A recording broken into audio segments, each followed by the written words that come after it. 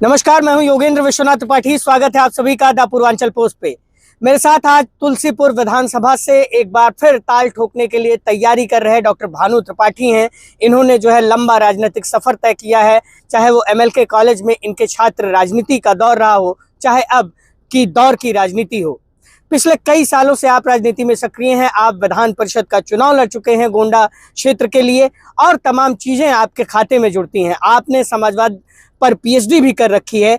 तो मैं आज करने के लिए बैठा हूं और ये समझने के लिए बैठा हूं कि जो तमाम मुद्दे चल रहे हैं, जो प्रदेश में तमाम तरह की राजनीति चल रही है और खासकर यादव बनाम ब्राह्मण की राजनीति चल रही है, उस पर आप क्या कहेंगे? क्योंकि आपकी पार्टी लाइन जो है इस समय एक दूसरे पक्ष में है और आप जो है चूंकि खुद ब्राह्मण समाज से आते हैं, तो आपका क्या पक्ष है? और इन तमाम बातों को जानने के बाद हम इनकी तैयारियों का भी जायजा लेंगे कि तुलसीपुर विधानसभा में इनकी तैयारी कैसी चल रही है और ये तुलसीपुर विधानसभा के लिए किस तरह से ताल ठोक रहे हैं।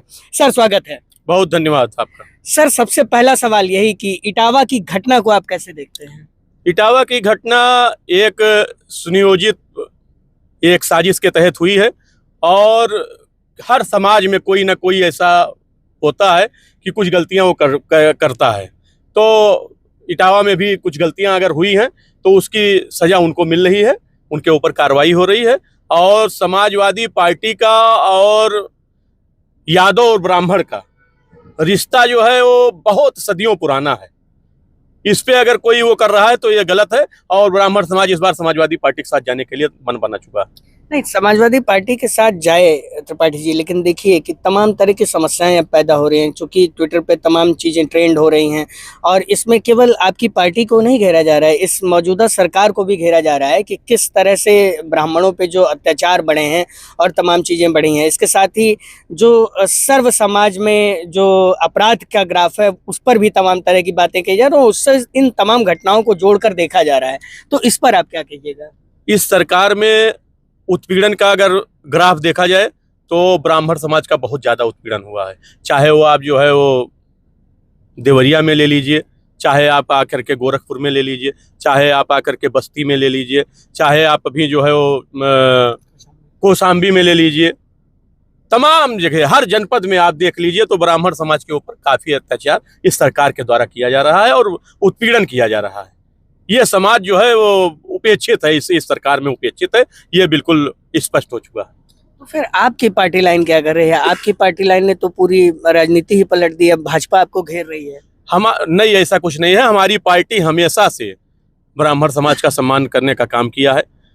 आप देख लीजिए ये जो चल रहा है इटावा प्रकरण तो चल रहा है, इसमें हर समाज में कोई ना कोई व्यक्ति ऐसा कृत कर जाता है कि उससे पूरा समाज नहीं प्रभावित होता। अगर ब्राह्मण जो है वो होता तो आप समझिए कि ब्राह्मण जो है वो वाल्मीकि जी द्वारा रचित ग्रंथों का पूजा करता है। रामायण हो चाहे वो भागवत गीता हो, वो किसी ब्राह्मण ने नहीं रचित किया है, लेकिन उसका सबसे ज्यादा सम्मान ब्राह्मण समाज करता है। तो हर समाज में कुछ ना कुछ कमियां हैं। उस कमियों को अगर देखा जाए उसको जो है पूरे समाज को लेकर के कि पूरा समाज जो है, तो ऐसा कुछ नहीं है। आपने गोंडा की यात्रा कर ली, गोंडा से चुनाव लड़ लिया, पूरे मंडल के लिए लगभग आपने चुनाव लड़ा, मंडल का दौरा किया, तमाम चीजें की। अब क्या लगता है कि तुलसीपुर विधानसभा क्षेत्र में आपकी पैठ कितनी महत्वपूर्ण हो चुकी है? कितना पैठ बन चुका है आपका? छात्र जीवन से मैं समाजवादी पार्टी से जुड़ा रहा, समाजवादी पार्टी के लिए काम करता रहा। 2 बार मुझे समाजवादी पार्टी ने जिला पंचायत का सदस्य बनाया और मुझे राष्ट्रीय अध्यक्ष जी ने विधान परिषद का भी गोंडा बलरामपुर का चुनाव लड़ाया। मैंने मजबूती के साथ चुनाव में प्रतिभाग किया और भारतीय जनता पार्टी को चुनाव लड़ने के लिए विवश होना पड़ा।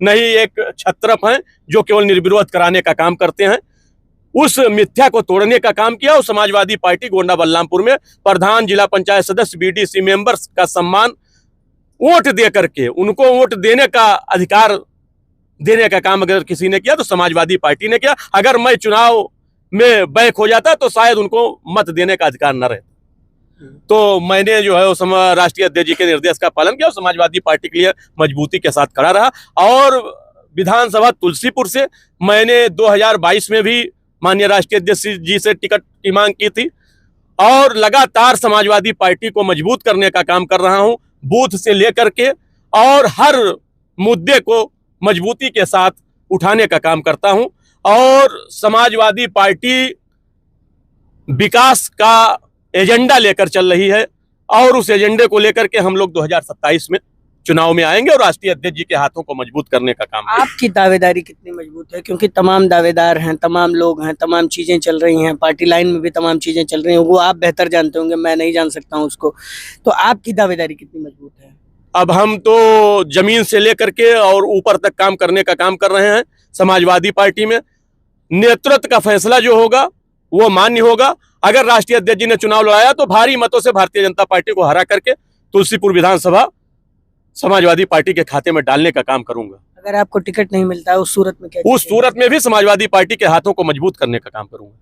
तो ये थे मेरे साथ डॉक्टर भानु त्रिपाठी जी, जिन्होंने अपनी बातों को रखा। खासकर इटावा मुद्दे पर इन्होंने स्पष्ट कहा कि जो है जो राजनीति चल रही है वो कुछ तमाम लोगों की साजिश भी हो सकती है, लेकिन इन्होंने समाजवादी पार्टी की तारीफ करते हुए कहा कि सारे लोग समाजवादी पार्टी के साथ हैं, वो चाहे ब्राह्मण समाज का व्यक्ति हो, चाहे वो सवर्ण समाज का व्यक्ति हो, चाहे वो यादव समाज का व्यक्ति हो। और इन्होंने एक बहुत महत्वपूर्ण बात कही कि ब्राह्मण समाज ने हमेशा उन ग्रंथों को पूजा है जिसे वाल्मीकि और वेदव्यास जैसे महर्षियों ने लिखा, महान ज्ञाताओं ने लिखा, और हम उसका सबसे ज्यादा सम्मान करते हैं। तो ऐसे में ब्राह्मण बनाम यादव की जो राजनीति इस समय पूरे उत्तर प्रदेश में चल रही है वो कहीं ना कहीं एक साजिश का जरिया हो सकती है। बलरामपुर से मैं योगेंद्र विश्वनाथ त्रिपाठी।